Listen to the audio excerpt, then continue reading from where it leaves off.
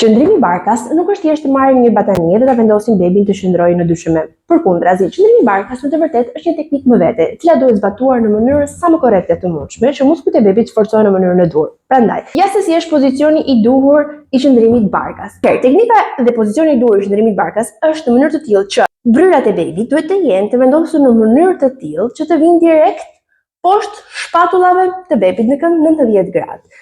Në këtë mënyrë ne i japim bebit mundësinë ti krijojmë një mbështetje të mirë të krarorit të tij me anë të mbështetjes së parakrahave të tij në këtë mënyrë dhe kështu e ka bebi më të lehtë për të ngritur dhe për të mbajtur kokën lart. Keni parasysh që tek një bebi poshtë sa lindur, muskujt e qafës ende nuk janë forcuar mjaftueshëm që ta ndihmojnë bebit në ngrirje kokën lart. Dhe nëse ne nuk ja japim bebit këtë mbështetje, këtë pozicion korrekt, do të kemi bebin i cili me krahët e tij të shtrira përpara në këtë mënyrë vendos dhe kokën e mbështet tek jastëku dhe normalisht mërgjetet e qanë. Prandaj, pozicioni i duhur është kështu, është një pozicion që duhet bërë që në muajin e parë të bebushit për ta ndihmuar bebin që ta bëjë sa më të lehtë qëndrimin e barkas.